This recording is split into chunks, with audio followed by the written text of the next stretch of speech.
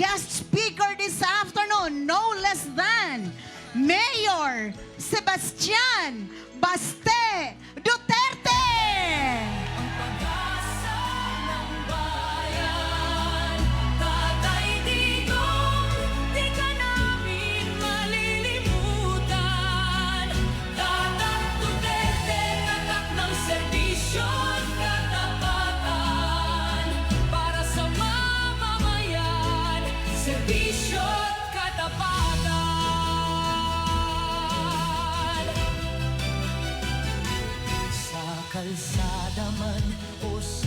Magandang... Akala ko tatapusin pa yung kanta eh. Sige, upo lang kayo. Relax lang.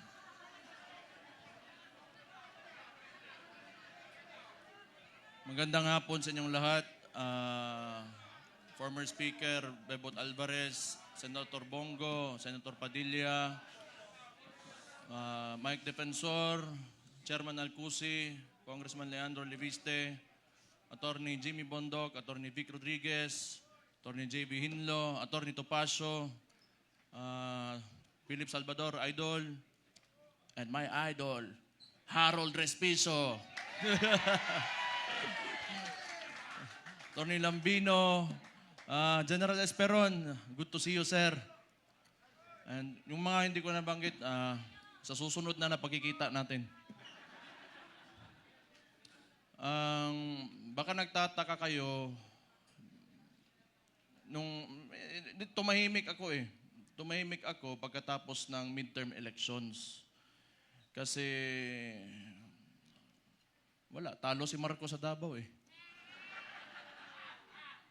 Nagpahinga lang ako.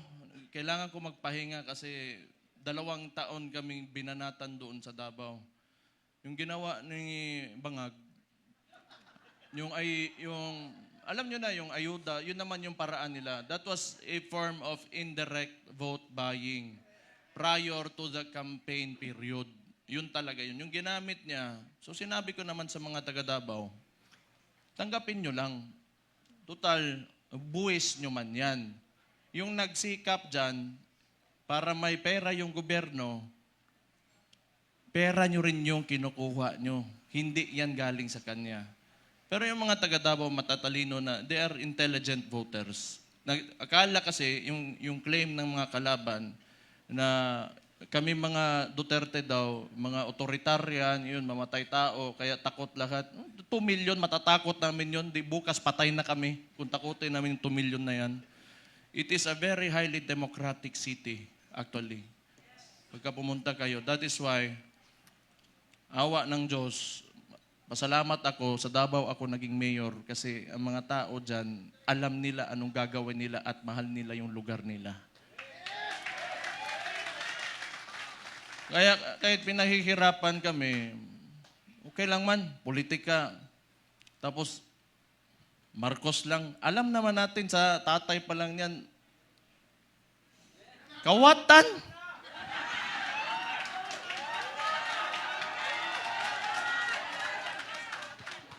Hindi, kasi ganito yon. Nung nagsimula yung kampanya nung 2022, kasama niya yung kapatid ko, the Vice President. Siyempre, inisip ko rin, siguro, itong tao na to gusto maging presidente. He will redeem the Marcos family name. So, hindi ko naman talaga inisip na may ganun din pala kagago yung tao na yan. Kung siguro nasa isip niya, kung sira na yung pangalan namin, sirain ko na lang lalo. Wala naman akong political lang to. Kung bahala sila, magalit sila sa akin. Si Auntie Claire, tanawa. Pagkatapos ito, Auntie Claire, si Mayor Baste, lo ni mbuanga ka. Oh. Nagpahinga lang ako. Kasi before the midterm elections, kami doon sa Davao, lagi kami nagmo-mobilize kasi nung sinimulan nila yung People's Initiative, papipirmahan nila yung mga papel. Siguro I do not know, pero definitely sa ugali ng mga nangyan, wag na natin yung buong administrasyon niya. Kasi siya naman yung nasa taas ng chain of command, yung presidente. Definitely, ang suspicion namin, it was for term extension. At that early, 1 year or 2 years pa lang, hindi pa nagdadalawang taon yung termino niya, may parang plebiscite yan noon na nag-gather lang ng mga tao, pinataas yung kamay, o sige, maging diktador na tayo, maging authoritarian regime tayo for 27 years. So that was the attempt of this guy, bangag nga na dias Malacanang karon. Kita niyo yung nasa UN siya, sipon. May ChatGPT na ngayon. Hindi ko naman sinasabi kasi makukulong ako, tapos kakasuhan ako. Pero tingnan na lang, what are the causes of cocaine? Tingnan yung ChatGPT. How it will affect your nasal cavity. May cellphone na kayo lahat. Wala. Swindler. He is a swindler. Yung ginawa sa atin, kaya nga naniniwala tayo, kasi akala natin itutuloy niya. Ganito lang naman tayo, kaya nandito tayo lahat ngayon. Kayo. Marami tayong parallel groups. Nilapitan ako ni Sir Mike Defensor, pati ni Speaker Bebot. Na nakita ko sila pagdating nila doon sa bahay ko, patay problema na po ni.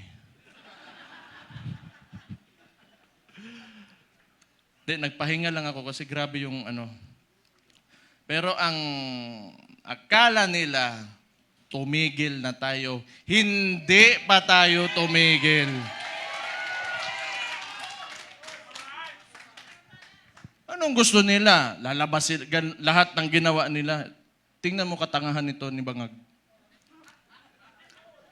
Siya nagbukas ng usapin ng flood control na may mga ghost project. Kaya ako tumahimik talaga. Kasi hinayaan ko na mag-self-destruct yung gago na yan. Kasi alam ko sasabog sa mukha niya yan. Because unang-una sa lahat, pag ikaw eksekutibo, you cannot point at someone else for the mistakes of your administration. Responsibilidad mo yan, ibig sabihin, either hindi ka nag-iisip o kulang ka sa pag-iisip o hindi mo talaga gusto yung trabaho mo. O kita mo ngayon, nag-backfire sa kanya, and they attempted to, lagi nilang ililiko doon. Pinakita naman namin lahat. Sa Davao, walang ghost project, may resibo kami lahat doon.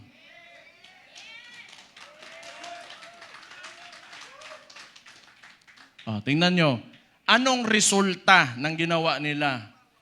Kasi tinawag na natin yan, yung 2024 is the most corrupt budget or the 2025, yung sinabi ni Sid Ungab nung panahon. Hindi, lahat yan kasi siya yung nakaupo eh. The most corrupt. Bakit di sila makakilos ngayon na tumaas yung presyo ng langis? Walang pera. Bakit di nila kayang babaan yung VAT, yung panawagan ni Leandro Libiste? Di nila kaya kasi wala nang silang nanakawin pa.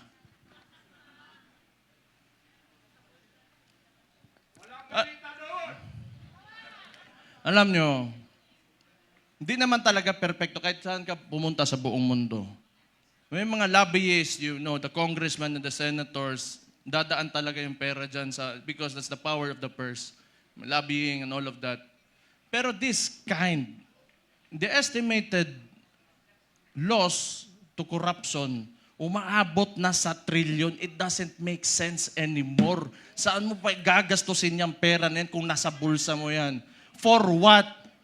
Magkano ba gusto mong, yung kanin mo, gusto mo tag 200 pesos per kilo?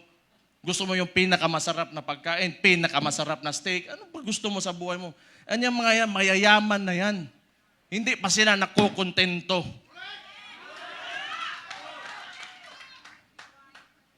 Hindi na lang maawa ba? Kita nyo yung mga matatanda na nagmamalingke sa umaga, magdadala ng bayong, tapos pahihirapan mo pa, ngayon tumataas presyo ng lahat. Hindi sa nakatingin sa pangkaraniwang Pilipino, ano ang buhay ng Pilipino. Ang tapos, itong gago na to, patay na buguan eh. Gusto ko man yan, pag inita nila ako, para ano naman, nagpahinga lang ako. Balik na naman tayo, patay na naman sila sa atin.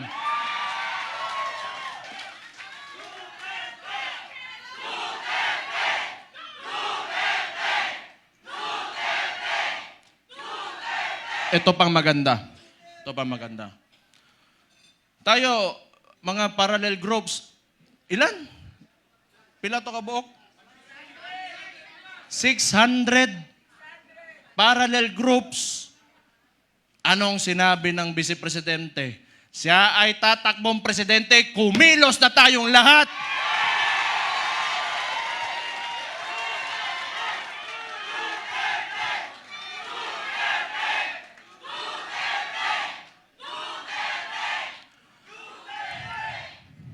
Ang gusto ng, eto ano ko lang, tingin ko lang naman ito kasi hindi ko rin naman talaga mahulaan kung ano nasa isip ng kapatid ko. Tayo, tama yung sinabi ni Rob Rances kanina, may galit tayo. Galit na, lahat tayo galit dito. Kaya nga tayo nagtipon-tipon kasi gusto natin na may pagbabago na nangyari. Kasi yung pagbabago na yon, kinuha ni Bongbong Marcos, nandun na sana tayo. Balik lang tayo kung ano yung plataforma. Ito ha. Noong 2016, si former President, si Roddy Duterte, yung tatay ko, sa survey, 7%, 15, 18. Ano plataforma niya? Dalawa lang. Very simple. But it reflected the sentiments of the people. Yung masa, drugs and corruption. Anong binalik ni BBM ngayon? Drugs and corruption.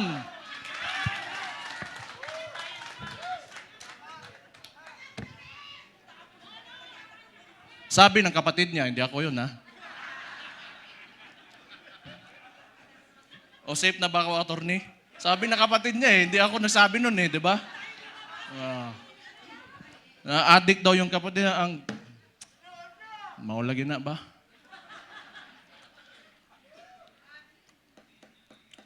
Hindi, tama naman yun. Kailangan optimistic tayo. Kailangan well-organized tayo, andito tayo lahat. At mahalaga sa lahat, unified tayo. Yung may mga differences tayo kasi lahat tayo mayayabang may mga ugali yung mga DDS Di ba? Oh. Kalimutan muna natin yun. Kung tanawa, hambugiro, yung mga buang.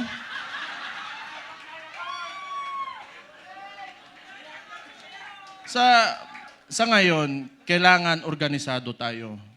Kailangan kalimutan muna natin yung mga differences natin. Magkaisa tayo. At since nagdeklara na natatakbo yung principal natin, who is the Vice President, Sara Duterte, magsimula na tayong kumilos.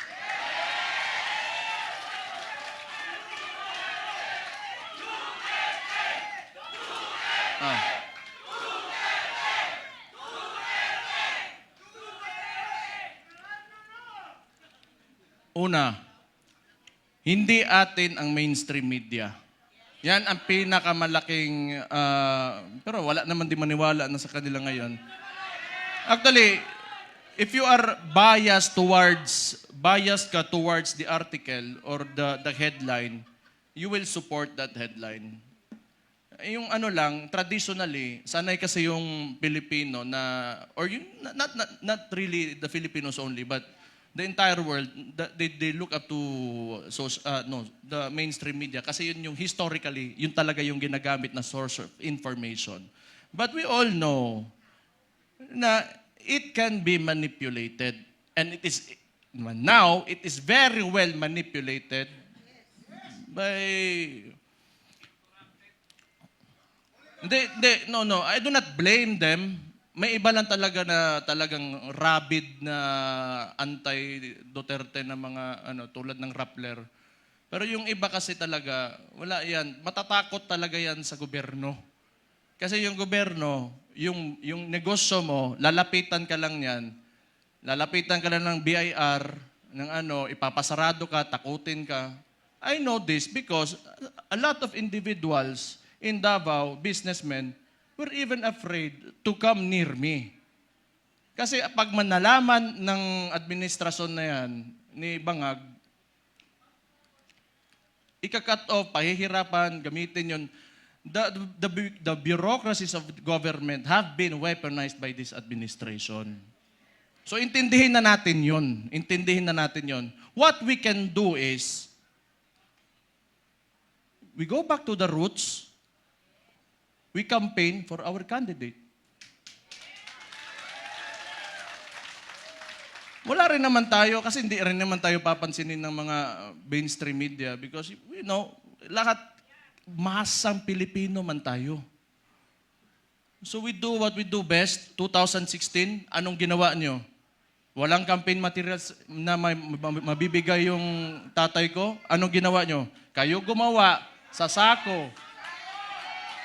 Then this will be 2016 all over again. Let's reclaim the country and give it back to the people.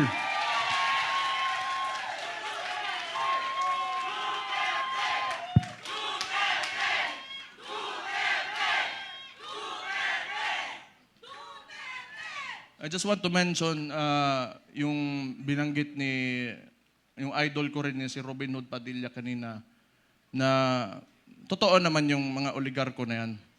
They are in control of, walang nawawalang oligarko sa buong mundo. Lahat ng nations in the entire world have oligarchs. Ito lang naman talaga. Kontrolado ba ng mga oligarko yung namumuno ng bansa? Yun ang mahirap. Ang kailangan natin, they have to be separate so that yung leader of that country can protect the people from exploitation of these oligarchs. Kaya hanggang ngayon, ayaw pa rin nila sa amin dahil binangga yan, walang iba kundi si Rudy Duterte lang.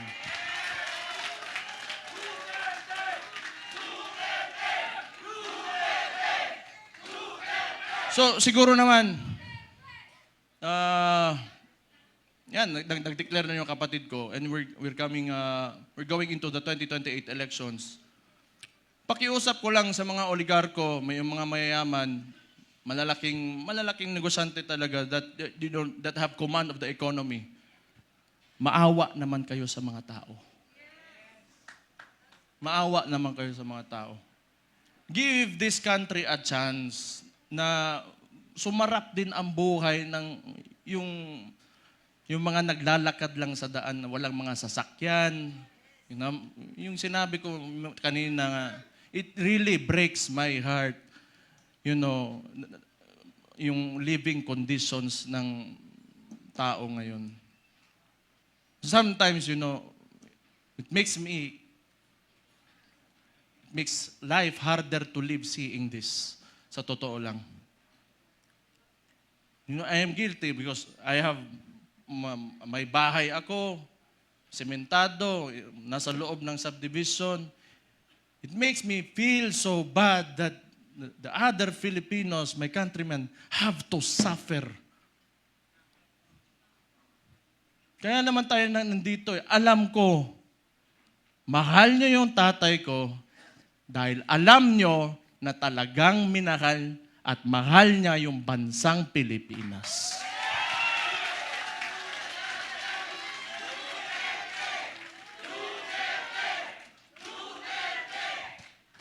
we have to, you know, turn this around. We have to make this country turn around. Hindi pwedeng ganito. Andun na tayo. Alam ko, kahit yung tatay ko nasa Netherlands, binigay sa mga dayuhan. Alam ko nandito pa rin kayo kasi naniniwala kayo, pinakita ni Rodi Duterte na kaya pala natin angatin natin ang ating bansa. You know what? Kayong lahat mga Pilipino, do not settle for this. You deserve better. You deserve better. Sinasabi ko sa inyo, you deserve better. Kaya, be optimistic, maniwala kayo na we can take our country to greater heights. Sinasabi ko sa inyo, alam nyo na eh. Kaya nga nandito kayo, naniniwala kayo. Just hold on to it. And someday, awa ng Diyos, talagang may Diyos talaga. And may hustisya talaga. Makakamit natin ang Pilipinas natin na pinapanaginip natin.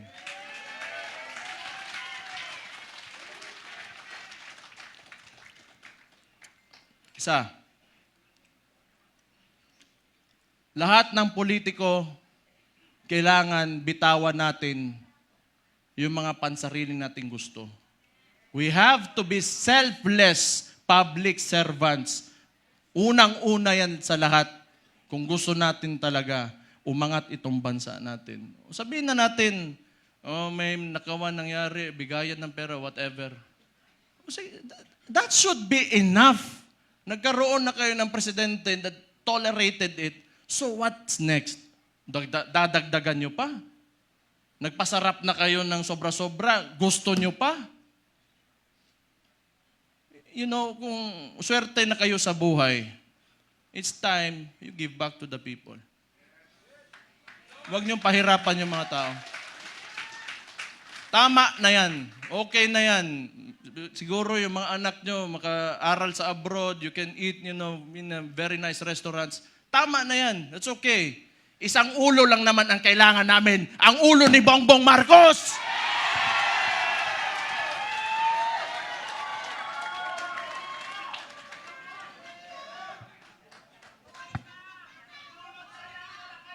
Kaya, you know, this coalition, if you cannot approach me, you approach Mike Defensor, you approach Bebot Alvarez, you, the congressman, I'm talking to you, if you want to defect, talikuran nyo na yan because alam nyo, kayo, mga politiko, nakatira kayo sa Pilipinas, huwag nyo sirain ang bahay nyo.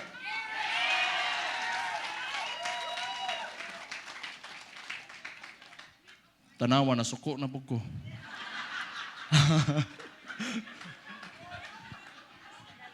Pero,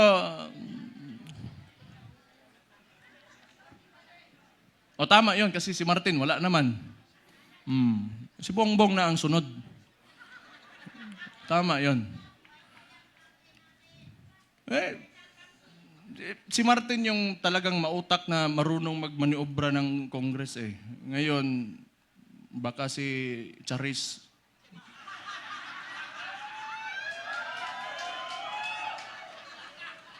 Sino yun? Kilala niyo yun? Charis.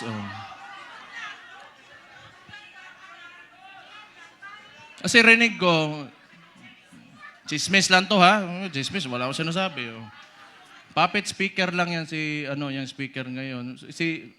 Hindi ko lang alam sino yan, Charis. Basta narinig ko, Charis daw. Patay.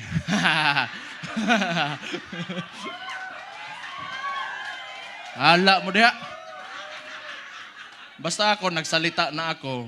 Yun yung nasa puso ko, yun na nasa isipan ko. Kung maniwala kayo, okay. Hindi kayo maniwala, okay lang din. Kung hindi ko maniwala tayo dito lahat, nabangag talaga yung gagawin nasa taas, alam nyo na anong gawin nyo. Ilagay natin ang Vice Presidente sa 2028 na Pangulo natin. Ito lang, yung mga nananawagan, na gusto natin ng radical, revolutionary movement. Gusto nyo? Sumama kayo kay Leandro Libiste. Pumunta kayo doon. Hindi, kilala ko yan noon pa. Kilala ko si Leandro. Pumunta yan ng Davao, nagbigay yan ng mga solar panel sa isang indigenous community doon sa Davao City. Matagal na. So, may ano yan sa CSR na ginawa doon. Kaya mabait yan na bata. Mas matanda ako ng konti eh. Mabait yan si Kong. Mabait yan. Kaya yan naging ganon. Kasi alam mo yung mga mababait na tao, pag ginalit mo, patay ka talaga.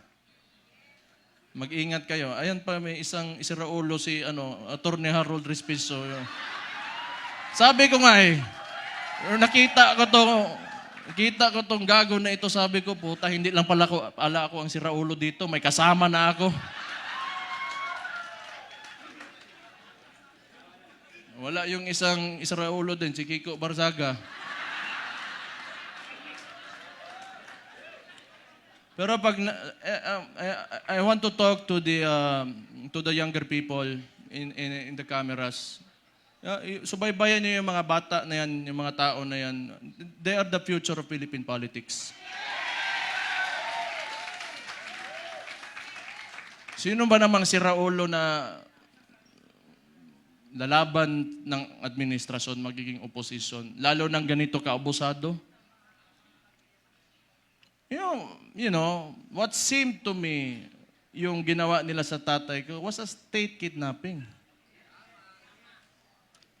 Yung mga bata na yan, di natatakot yan. We need people like them. We need people like them. May iba naman, diplomatic, parang si Senator Bongo. Okay yun. Hindi pwedeng lagi tayong galit lahat. Diba? Dapat may mabait din sa atin.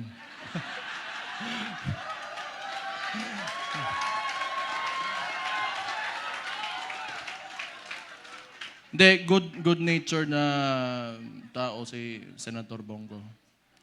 So, ano pa ba? Kumain na kayo? Ha?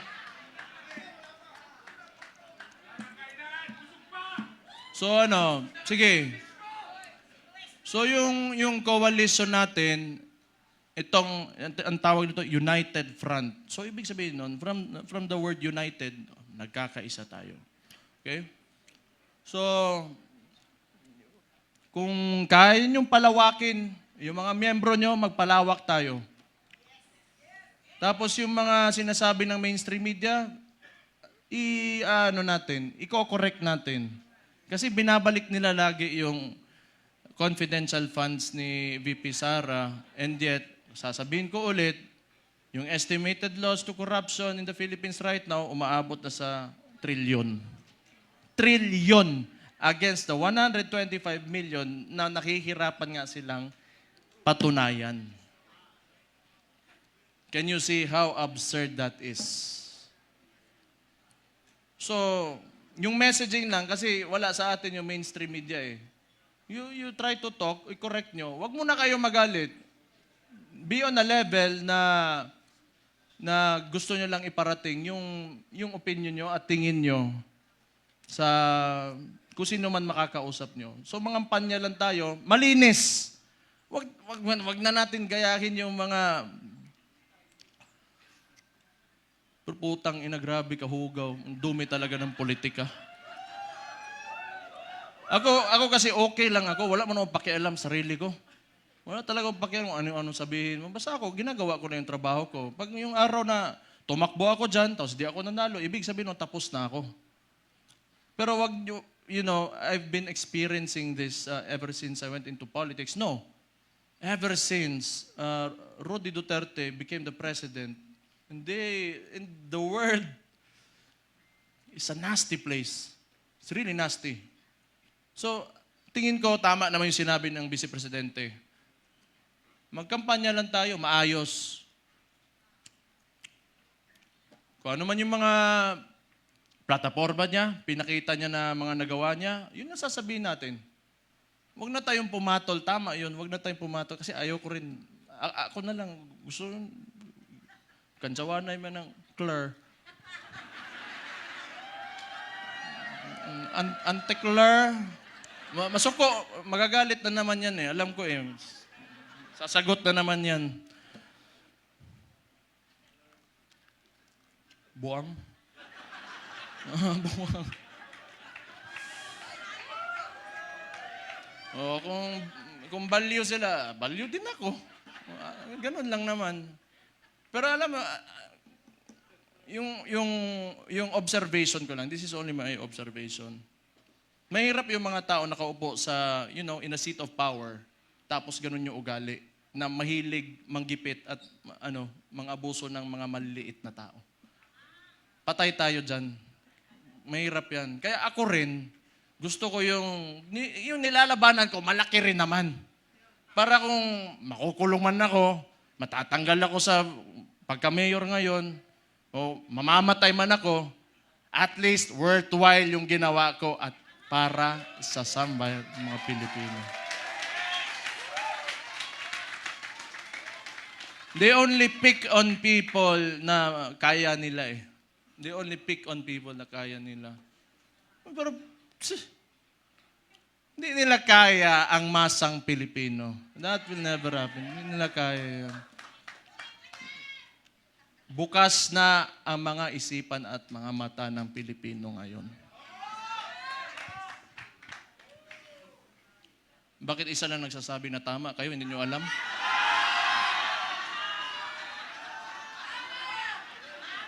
Energy level 10 nga daw eh.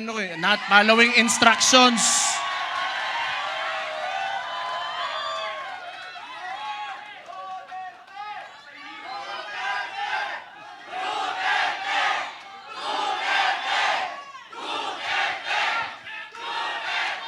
Kayo, nilalagay nyo talaga ako sa alanganin ba? Okay lang. Alam nyo, yung tumakbo, yung tatakbo na yung tatay ko, lahat kami magkakapatid, hindi talaga pumayag. Kaya isa ring value yun. Kasi alam ko talaga, pagka nahamon yun, ibibigay niya talaga buhay niya para sa inyo. Kaya hindi kami pumayag. Pero siguro, tingin ko lang, hindi ko naman pwedeng hulaan yung nasa isip niya, mahal niya talaga kayo at yung bayan niya.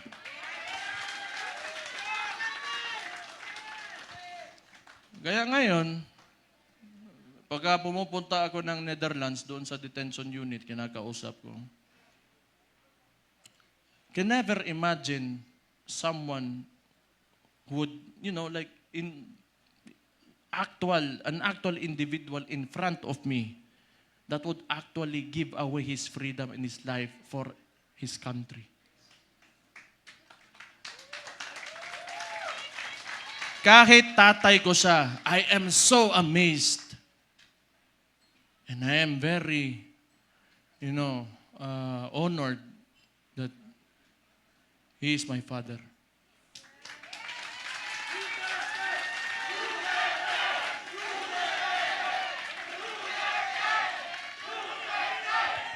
Saan oras?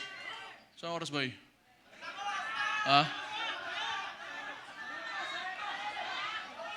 Hindi, basta kung may problema, we have to communicate with each other, okay? Let's just be friends, lahat tayo. Huwag tayong mag-away-away.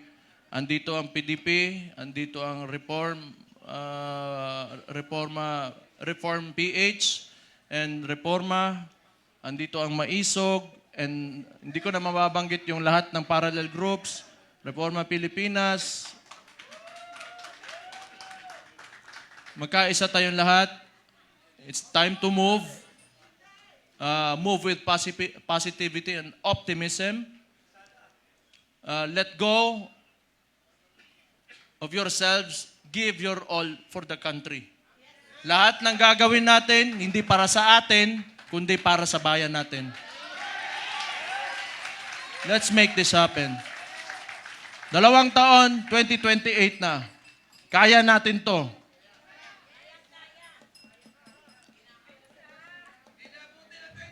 The surveys are telling. The surveys are telling. So we just have to push harder. Push harder. Huwag kayong titigil. And always remember, pagka you are facing adversity, hindi kayo nag-iisa. Ako si Mayor Sebastian Duterte ng Davao City, kasama nyo. Magandang hapon sa inyo lahat. Mabuhay kayo. Allahu Akbar. Mabuhay ang Pilipinas. Mabuhay si Vice President Inday Sara Duterte. Maraming salamat and God bless you all.